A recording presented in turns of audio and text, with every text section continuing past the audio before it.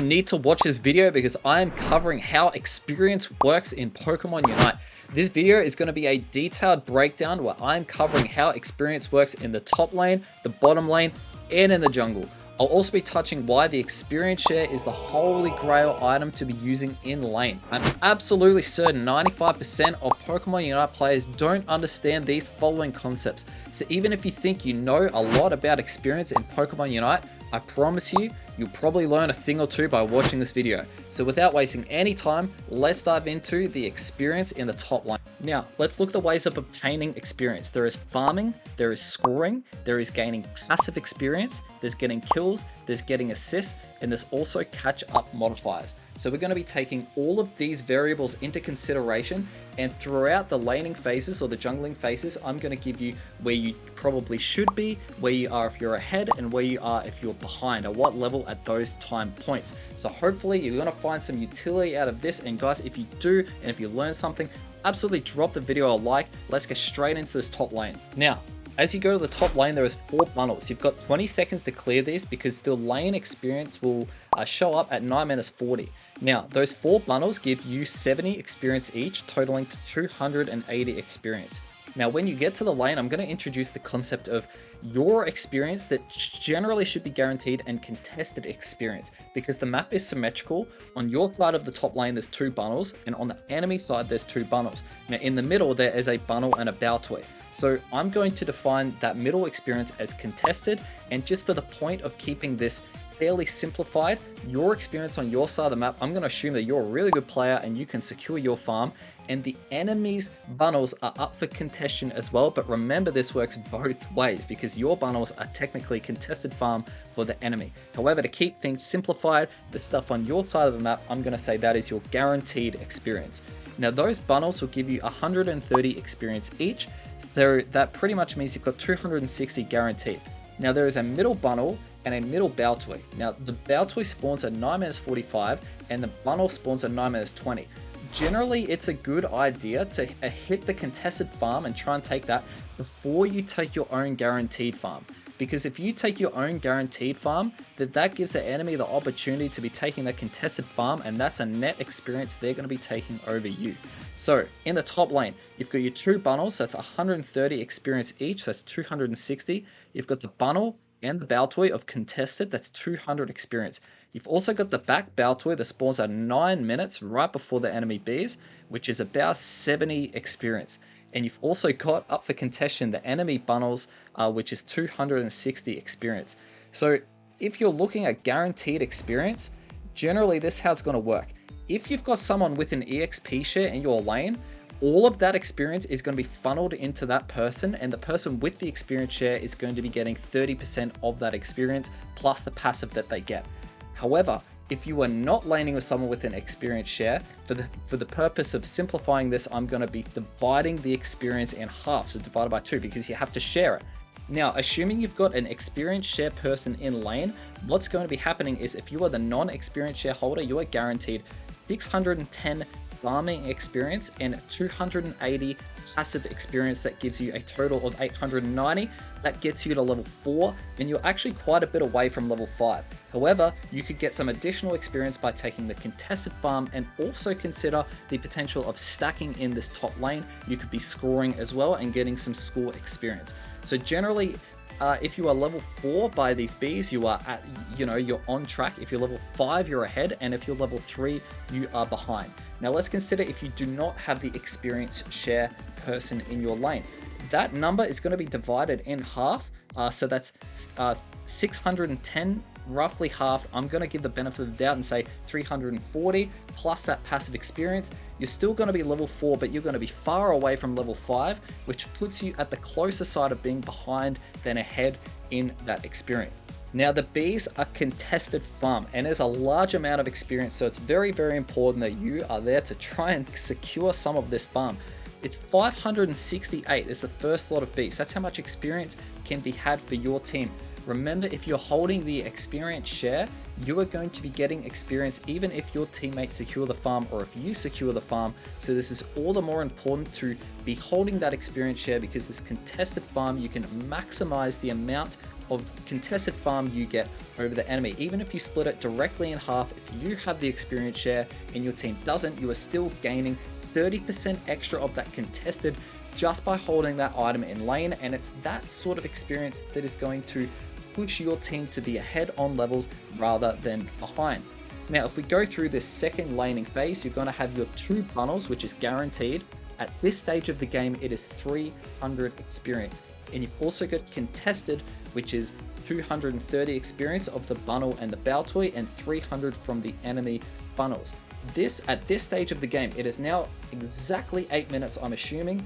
You have got an extra 300 experience from farm. This is if you've got an EXP share person, and you've also got an extra 200 of passive experience. That brings you to about 1400 experience. That's your level 5. If you're level 5 by this 8 minute mark, you are on track with your experience. If you're still level 4, guys, you are very, very behind. And if you are level 6, you are ahead. Now, how do you get to these higher levels? Well, you've got to be taking additional ways of getting experience. That's taking contested farm, that's scoring, that's getting kills, that kind of good stuff there. Now, this is where having a person with the EXP share and the top lane is going to be noticeable. This particular point in the game, if you halve that 300 of farm experience, you're only going to be getting 150. If we stack this onto the guaranteed XP, you are still only going to be level 4 at this stage, which in my opinion, that puts you at behind experience at that 8 minute mark. Now we get to the 8 minute mark, it is the middle beast time. Guys, this is 606 contested experience that you can be gaining. Just to put it into perspective, that is more contested experience in the top lane if you took all the bundles and the Baltoys and their bundles as well. So if you cleared the entire top lane farm, you're going to be getting roughly the same amount of experience if you just have ignore that farm, and let's assume no one gets it, and you go to the middle bees. Right, so it's very, very important. These bees are extremely useful, extremely valuable experience. And then you're going to go through your third rotation of that top lane farm. You've got your 2 bundles, which is 320. Generally, you're hitting that back Baltoy by now, which gives you another 90 experience. This is guaranteed. You've also got up for contention. You've got the 2 enemy bundles. You've got a Baltoy and a bundle in the mid. And you've also got the lane beast. That is a whole bunch of contested experience. Guys, at this stage, you're going to be running down to that 7 minute mark into your bottom lane. You are guaranteed to be level 6. So if you are coming down into the bottom lane at level 6, in my opinion, you are on track, but you probably should be doing a little bit better than that. If you are level 7 or 8, you are well ahead. If you're level 9, you are like very, very good at the game. Guys, if you are coming down to that bottom lane, even just ticking over to level 6, you are very behind, in my opinion. Right. Now, what about if you don't have that EXP share and you come down at a 7 minute mark? Well, halving that 400 experience guaranteed, and that's going to level out to bring you to about 1500 total experience, and that's your level 5. So if you are farming normally and taking your farm and being a little bit unlucky with all of the contested farm, if you don't have an experienced shareholder in your lane, in the top lane, you are guaranteed to be -1 level each below what you would have been if you had that experienced share. That is a huge, huge difference. That's astronomically big, especially in the early game when you're trying to get ahead and you're trying to get an early lead. So hopefully these numbers indicate how important it is to run an experience share in your top and your bottom lane. Now, just to put some numbers into perspective, your total experience gain, your individual experience is 2,160. The total contested experience is 3,340. So guys, you need to be contesting the farm. You got to stop just going for your own guaranteed farm and play a little riskier to try and get that farm. Now, always one thing to keep in mind, if you are dead, you are not farming and you're actually giving up that contested experience through the enemy. So I hope this puts into perspective how important it is to be using experience share in your lane. Let's consider the bottom lane, because it's going to be even more important to be using experience share in the bottom lane. If you're not going to have experience share in the top lane, you must have an experience share in the bottom lane. So let's go through these numbers. You go to the bottom lane, you've got about 15 seconds to clear these bundles, because the top contested Ordino in the bottom lane spawns at 9 minutes 45. In the top lane, everything was 9:40, but the bottom lane, there's a contested piece of farm that spawns at 9 minutes 45. Remember, you want to get your contested before you get your own guaranteed. So the 4 lane bundles give you 70 experience each, that totals to 280. Now each of these Ordinals is worth 170 experience each. That is more than the bundles in the top lane. You've got your 2 Ordinals guaranteed, they spawn at 9 minutes 40. There's 1 contested Ordino that spawns at 9 minutes 45, and there's a bottom contested Ordino that spawns at 9 minutes 15. And there's also 2 enemy Ordinos. So there is 4 Ordinos up for contention. That is 680 experience, and there's also a back Baltoy which is worth 70 experience. So if you are using an experience share in lane, the person without the experience share will have 690 of farming experience. This is guaranteed stuff. This is your lane bundles, your 2 Ordinos, and your back Baltoy, and you've got the passive experience. Totals to 970 experience. You're actually very close to level 5. If you got 1 contested piece of farm, you would be level 5, and that's pretty good. So in my opinion, in the bottom lane, right before that bead stage at 8 minutes 50, if you are level 5, you are on track. If you're level 4, you're a tiny bit behind, but close to taking over level 5, that's okay. If you're level 3, you are mega behind. Unless if you're the experienced shareholder, then it is slightly acceptable. And if you're level 6, guys, you are bad. You are doing some phenomenal things, and this is very rare, but it actually is a possibility. However, if you are playing in the bottom lane without the experience share, let's halve that farming experience. You're only going to have a total of 625 experience. That's you at level 4 and a long way away from level 5. So you're not even close to being, in my opinion, the on-track experience in that bottom lane. Now you've got the bottom contested bees, which is the same amount of experience the bees give you in the top lane, which is 568. And then you've got your next round. You've got your 2 guaranteed Ordinos, which is 190 experience each at this stage. That's 380. And you've got your 4 contested Ordinos. That's the 2 contested and the 2 enemy ones. Now if we pause right at that 8-minute mark, let's say you got only your guaranteed farm. So that's your only 2 Ordinos, and the other 2 you're just unlucky with the contested ones. You would have 380 of your farming experience plus the passive experience. You're going to be about 1500 experience. That's you at level 5. Very close to level 6. So even getting 1 of those contested Ordinos would get you to level 6. Generally level 6 is on track for this middle these here. If you are the bottom lane mage, let's say for example, you are the non-experienced shareholder. You are on track if you're level 6, you're behind if you're level 5, and you are ahead if you are level 7, right? If you don't have that experienced shareholder, you're actually still going to be at level 4. Taking all the guaranteed experience, you're going to be at level 4, fairly close to level 5, but you are very behind because you should be level 6, right? You should be level 6. So if you're playing at the bottom lane without that experienced shareholder, guys, you unless if you're really good at taking all the contested farm, you're going to be behind, right? Even if you're getting your farm and you're just getting a little bit unlucky, you're going to notice that you're very behind if the enemy team has that experienced shareholder and you don't. Now, you get those middle Bs, that's 606 contested experience. And then you go back to your lane, you've got your 2 guaranteed Ordinos, there's 4 Ordinos up for contestation, and then there's those 7-minute 20 Bs, that's 606 experience. Guys, that is a lot of experience. You will be guaranteed, assuming you just take your 2 Ordinos, you'll have 400 of the farm experience, and then you're going to have your passive experience. That brings you to level 6, very close to level 7. Generally, you will always be level 7 at this stage, so think of it, if you're using a Pokemon that evolves at level 7 or gets a pretty decent power spike at level 7, you're going to be doing some pretty good things in that bottom lane. However, if you are playing without the experienced shareholder and you've got the guaranteed experience, you're still going to be level 5.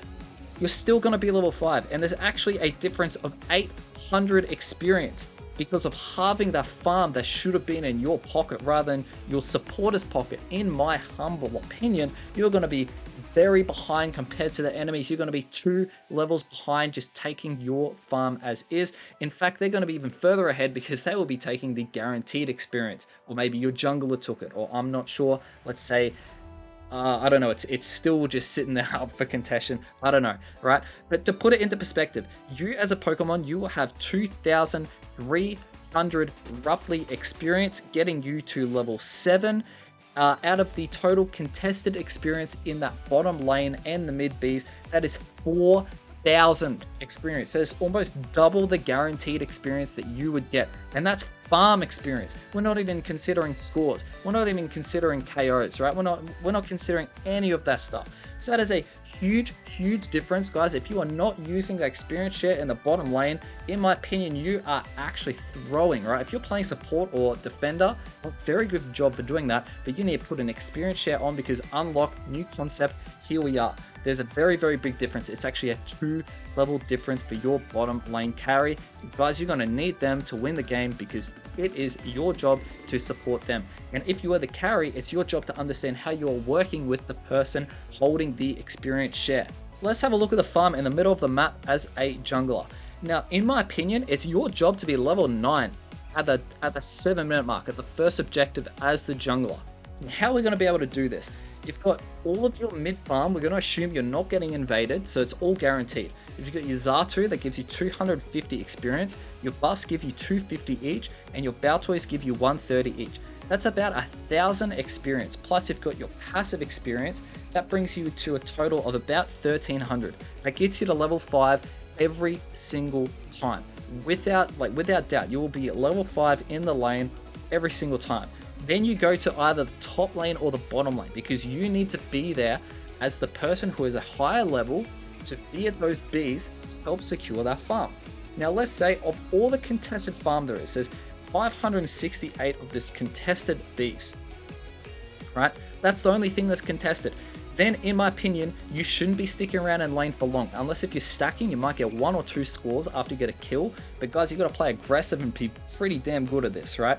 Generally, it's a best idea if you're a beginner or intermediate player, you go back straight away to your jungle.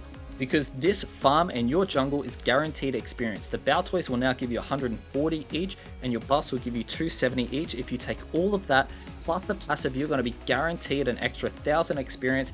This will get you to level 7, assuming that you don't have that stored experience that you need to evolve. You will be level 7 by the 8-minute Bs. That's very good. That's being on track. If you're level 6, you're behind, in my opinion. If you're level 8, you're fed, you're doing good things, you're well ahead. But generally, you should be aiming to be level 7 by the 8-minute mark as the jungler. This is contested farm. This is the mid Bs. There is 606 experience to be had here. Now, this is a lot of experience. Now, at this particular point, you've still got about 30 seconds for your mid farm to spawn again. So you need to be looking to bombard somewhere to get some experience. This bombarding of a top lane, of a bottom lane, noticing that the enemy jungler hasn't done their second rotation, so invading their jungle, doing something to look for some additional experience. That's getting kills, that's taking the enemy's contested lane farm, and that is scoring. Guys, that is not taking your lane farm that is not contested, right? Your lane is neither farm, right? As a jungler, you shouldn't be taking that. You should be taking contested experience only. So you bombard top lane or bottom lane. In my opinion, it's best to look for a weakness, and this is why it's good to use a jungler that spikes fairly early. If you're using Tyranitar, for example, you're going to be level 7. You ain't doing much against a well-played Decidueye, for example, at this particular point in the game.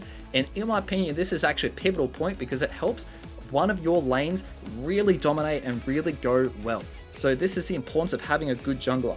Then you've got that 7-minute 20 Bs. Now at this particular point, this is contested farm. You have the option to be there. Your other option is you go back and you clear your mid. That's your 2 buffs. That gives you 290 experience each. Your 2 Baltoys that give you 140 each. Plus the passive experience. Guaranteed farm. Absolute guaranteed farm. If you take your 3 jungle rotations, that is 3,600 experience. Only 400 away from level 9. So if you are just doing your rotations properly as a jungler, you are almost level 9. This is just playing fairly modestly, right? Not going for kills, not going for anything crazy, and not even getting any of the Bs. You are almost going to be level 9. To get level 9, you need to look for the scores, the middle Baltoys that they could be spawning there, getting some of the contested farm, getting a KO, right? Any of those things will get you level 9. Guys, if you are level 8 by the first objective as a jungler, in my opinion, you're behind. If you're level 9, you're on track. If you're level 10, you are fed, you're ahead, you're doing good things.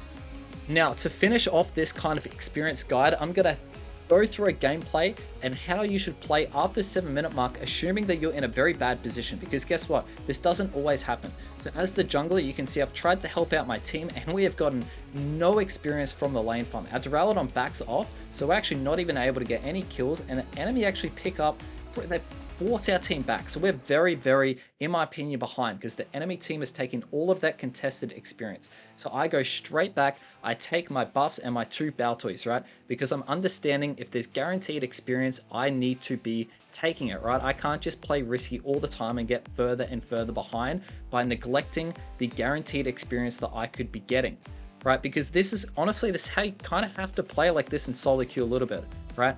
If your team's not going to play with you, then you've just got to put yourself in the position to be winning.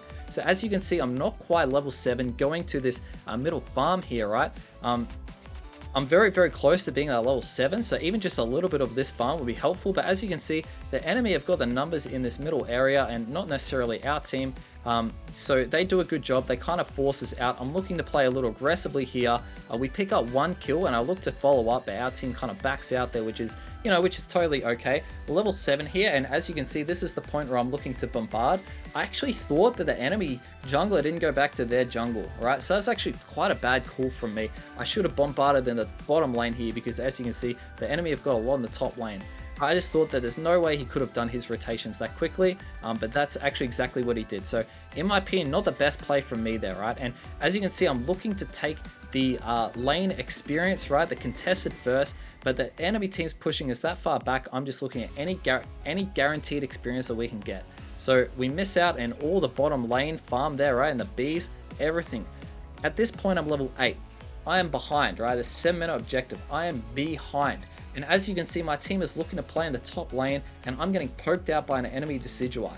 So I'm in a very bad spot. I'm very behind. I'm looking at the map. There's pretty much next to no farm on our team side of the map. And what's the play here? Their team looks like they're winning top. They're pushing our top pad. And also in the bottom lane, we've pushed them to our pad with pretty much no way of moving forward, right? So what's the play here? All I'm looking to do is to try and pick up a kill if I can get it, right? I actually put the fear mark on their Glaceon and he just unites me and kills me, right? He has the resources over me, and so at this point, we're just in a bad spot, right? My thinking there was, we're not going to be able to secure the objective. There's no farm on the map. Let's try and pick off a kill and then try and capitalize from there. But that Glaceon just does the unite on me, which is the correct play from him, and that puts us in quite a bad spot. So it's a 6-minute mark now, and I'm still level 8. I am mega behind, like mega behind. At this point, I'm just saying, okay guys, we need to just rip this objective. Even if the enemy team gets it, we need to take this objective, try to get this objective off the map, because even if the enemy secures this, at least it's going to be off the map. So their Decidueye does a very good job of sniping it, right? I had no secure as a Dragapult. However, all I'm looking to do there, if we win it, then we're in a decent spot. And if we lose it, then their team will break our bottom goal and we're going to have more farm on the side of the map, right? Which is advantageous for our team because we are very behind on that experience. So as you can see at this particular point, I've just hit level 9 and it's 5 minutes. Honestly, I should be about level 12 at this stage. I should be level 11. Not level 9, right? I'm very behind. What am I looking to do at this particular point? Well, it's the same logic as before. The enemy's going to overpush, and I'm just looking to get a key KO and pick up some experience by doing that, right? As you can see, the Pikachu gets very aggressive in his play there. I get the Phantom Force resets, and we pick up 2 big kills, and I can see that our team's doing a perfectly good job at defending the top goal zone from the enemy. And there's 3 score for me down bottom. 40 score, that is a lot of experience there. So I'm taking the opportunities to catch up. In the span of like 30 seconds, I've gone up 2.5 levels. Just by looking to pick up the KOs and looking for that catch-up experience. And then we also get a kill on the Decidueye. Guys, I'm level 12. I'm now back on track with the experience. Right, and we even get this kill on the Slowbro here, right? So our team is now in a very good spot. And at this stage, you realize that now you don't want to give the enemy any catch-up experience. So you don't go into any silly engages. At this point, pushing this top goal zone, in my opinion, is a big mistake. So I decide to back out, maintain my levels, and try and get a lead over the enemies. Now let's talk about breaking goal zones in Pokemon Unite and when is the correct time to do this. Now I've broken down the timing, so if you break a top goal zone in Pokemon Unite, generally the Ordino or the Indeedee will give you about at the 7-minute mark 210 experience and the 2-minute mark 320 experience. So I'm averaging this off at about 260 experience per minute per Indeedee. So let's say you break this top goal zone. Have a look at what happens here, right? The top goal zone gets broken. All of this farm that's up for contention gets taken away. So any of that farm that you could have had goes away, and you're giving the enemy team 3 of these. And you're actually additionally giving them a Baltoy, but for the purpose of keeping it nice and simplified, I'm going to assume that, Baltoys are generally not getting taken.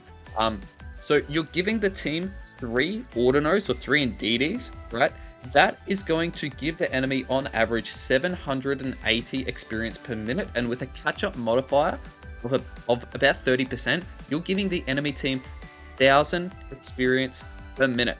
So if you break this at 7 minutes, all the way through to that Rayquaza time, you've given the enemy team a total of 5,000 experience. And in addition to that, think of all the contested farm that you now longer have no access to.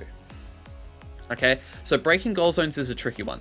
Generally, you need to break the goal zone to win the game, right? And there's a lot of value with breaking the goal zone. Now, if you break a tier 2, it doesn't matter because you're not giving the enemy team any additional farm. So breaking a tier 1, that's where you need to think. Breaking a tier 2, that is like free reign. You want to try and get as much score in the enemy tier 2 before the 5-minute mark because they're going to have this jump pad. I'm going to use this as a jump pad, even though it's a Rayquaza Whirlpool, right? They get this jump pad and they can go to those tier 2s, right? You want to break, you want to put as much score in here as possible before that 5-minute mark, and that's actually quite challenging to do. The best way to do this is generally after you've secured an objective and you're pushing with the objective buffs, or if you're pushing with the Regieleki that does additional damage, and your team has Unite moves and the enemy doesn't. So you've got to have a lot of resources over the enemy, because if they kill you, they get all that catch-up experience, and think about the amount of farm they're going to be clearing on the map. However, so that's the top goal zone, right? We've also got the bottom goal zone. You can break this bottom goal zone, but again, you've got to think carefully about this. Have a look at the amount of experience that's contested that you're giving up, right? If you break that goal zone, all of this experience that your team could have been getting is now going away. And there's a very good chance you're not going to be able to get this experience off the enemy, right? But in the bottom goal zone, there's actually only 2 Indeedees that spawn there, and there's also an additional Baltoy there, right? So again, that's 260 experience per minute per Indeedee, so that is 520, and with the catch-up modifier, we're looking at about 670 experience per minute. So if you break this top goal zone and this bottom goal zone, and we're ignoring these Baltoys by the way, if you break the top and the bottom goal zone at 7 minutes, potentially you are giving the enemy team 8,400 experience before the Rayquaza. So if you may be absolutely stomping your early solo queue games and you're going, man, how is my team, or like, how's the enemy team catching up so easily? It's because, have a look at the amount of contested experience that you've given away by breaking goal zones, right? Just to get a score lead. You absolutely want to get a score lead, but you also need to consider the amount of experience that you're giving the enemy team when you do that. Yes, you get experience for scoring, right? But there's got to be a correct ratio of when am I going to break the goal zone and when am I not going to break the goal zone. So I'm going to give a general rule, and I know that I can already hear people disagreeing with me. Okay, so let me just set this up real quick. So this is all of the, you could think of it as the contested experience in the game, right? This is after the 7-minute mark, because all of this farm in the middle of the map here, that's contested. This farm on your side of the map is your farm. This is after the 7-minute mark, and this is their farm. Now, generally, I would say you want to try and break this top goal zone. Probably either if you've hard won the top lane, you want to break this goal zone and then run down to Rayquaza. So think of that as not the Rayquaza, the Reggie, right? The bottom Reggie here, okay? That's very advantageous for your team because you're generally going to be winning this objective, because if you break that goal zone, then this additional farm is going to be up here and the enemy team's going to be scrambling for that experience. So they're going to be taking this while you're taking the bottom objective, and which is very, very good for your team, right? Because you get a lot of value from that objective. So I would say generally breaking the top goal zone, because there's less contested experience in the top lane than the bottom lane. I would say breaking this at 7 minutes is perfectly fine. That way you've got another 2 minutes in the game to try and push some score here, and you can, if you're winning, right, you can take the bottom lane objective and then you run to top lane and you can push this Regieleki all the way through the second tier and try and get maybe 50 more score or something like that in. So with this bottom goal zone, generally I would say I'd probably leave it till about the 5 or 4 minute mark before trying to break. Okay, that's optimal, because that gives the enemy team 2 less minutes to get free experience, but it's also providing your team 2 extra minutes to take this contested farm. Right, by the way, we've got about 1,000 experience per minute for the enemy in this top goal zone here. You can think of that as, well, there's 6 Indeedis down here, so it's about, take away the catch-up modifier, that's 1,500 experience per minute that's sitting in this bottom lane up for contestation. And if you break that, you're giving away your own 1,500 experience potentially, and you're giving the enemy 2 of these for free, right? So you're giving up 1,500 experience per minute. Now, obviously you want to break this goal zone, because if you've got this goal zone taken away, the 2 of them, and you've got yours at Ray, not only have you got a score lead, but you've also got an advantage over the fight because there's no flux zone, right? You've got more of the map that you can move around freely over the enemy, which is very, very valuable for you and your team. So I would generally say break the top goal zone pretty much straight away, like 7 minute mark, maybe 6 minute 30, and then wait probably until the second time this objective spawns here. You know, you can see the objective timer spawning. You want to try and break that just before that objective timer comes up, because when people see the objective timer, the 30-second countdown, they're going to be running down into that bottom lane. So you want to try and break that, anticipate it, right? So generally about the 5 minute mark is a good ballpark for doing this. All right, and one last thing I want to go over here is how much does scoring give your team? How much does objectives give your team in terms of experience, all that stuff? If you go to Unite DB and you go to you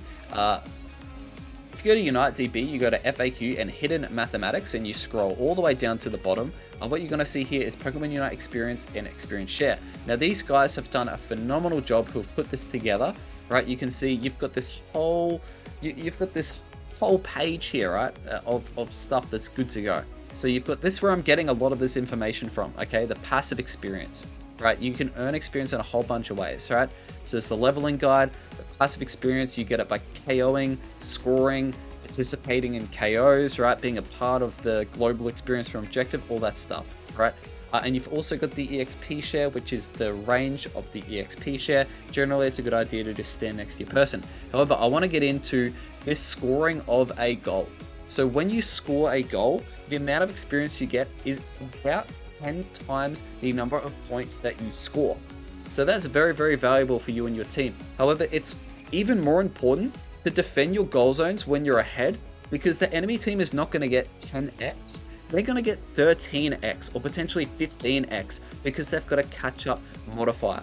So not only if you let the enemy team score when they're behind, like a big 50 score down bottom, that's why you'll see a lot of competitive teams, they don't let the enemy team do this, right? Because they understand that not only are they allowing the score difference to be leveled up, but they're also giving the enemy team a big amount of experience, right? 10 times 50, think about that, that's 500 experience. And if you put a catch-up modifier on that, if that's 1.5, that's 750 experience. That is a lot of experience. That's like taking 3 Indeedis. That is a lot of experience, guys, right? Now, the other thing that I wanted to touch on is here is the wild Pokemon. This is where I'm getting a lot of this information from, guys, right? And this is not, I did not make this, right? This is these guys right here. They made all of this. This is a phenomenal resource. So I'm only displaying this because I know most people don't even know this exists, right? So if we go to our objectives here, right? If we go to our objectives, when you secure Reggie Ice, Regirock, or Registeel, you get experience. And this is, you get about, straight away, about 200 experience for every single person on your team. So think about this, that's securing 1,000 experience for your entire team, right? Because you've got 5 people on the team. So that's a lot of experience. That's like everyone at once filling it in DD. That's very, very valuable for your team. And the Reggie Lecky, you get some experience when you secure that, but you are also getting experience if you are on the enemy team and you kill that Regieleki. So the experience kind of equals out there, assuming that the enemy team successfully defends the Regieleki. So you're not necessarily getting an experience gain when you are killing the Regieleki. You're putting pressure on the enemy, potentially score pressure, or forcing them to be visible on the map while you take their farm while they're trying to kill this Regieleki. Now, the value in taking your Regice, Regirock, and Registeel does not come from the big spike of experience, because a lot of the time, there's more experience on the map to be taken than going to the objective, right? And I see this time and time again. Should I farm like there's a whole middle section up and there's a whole lot of lane experience, and our team's behind. Should we go to the objective or should we just farm, right? Oh, the enemy team has some unite moves. So sometimes it can be a little bit tricky, but the value in getting these Regirock, Regice, and Registeel is more for the shielding and the healing and the buffs that you can take from this objective to continue to steamroll the enemy team and put pressure on them. When you are engaging in a fight with one of these buffs, it is very, very valuable, right? Regirock gives you 30% increase to your defense and special defense. Guys, that is so much. Registeel gives you 15% increase to your attack and special attack. Guys, this is absolutely massive, right? That's huge. You think about if you're fully stacked, you might as well just have Registeel, right? It gives you the same amount of buff. So taking these buffs are absolutely huge. Regice is like it's not really the most valuable one. It's 5% of HP healing every 3 seconds, which is, it's okay. It's probably better for your tank. It's more when you kill the Regi, your team gets a whole bunch of shield and healing as well, right? So let's say you're engaging in a team fight and your team secures that objective down there, you're more likely to continue to win the team fight from there on. So that's where a lot of value comes, right? So you secure the objective, but then you get additional experience by killing their enemy team and by taking their farm, or by pressuring their farm and then taking your farm when they're scrambling a little bit more. So guys, if you got some value out of this video, I'd really appreciate if you gave the video a nice thumbs up or you subscribe to the channel, because this is a long video explaining how experience works, and it's very detailed and there's been quite a lot of editing and different stages throughout. So I'd appreciate if you could drop the video a like and share this with a friend who probably needs to learn a thing or two about experience. If you guys are having your differences in where you should be on the map, then this is probably a good guide to help you make a decision and reference about, no, we shouldn't be taking the middle Bs here, we should be at the objective, or we should be here, or we should be there, by kind of looking at the amount of experience that you can potentially get and the positioning of you guys and the enemies on the map. So guys, drop a like, much appreciated, and have a very good time in the solo queue.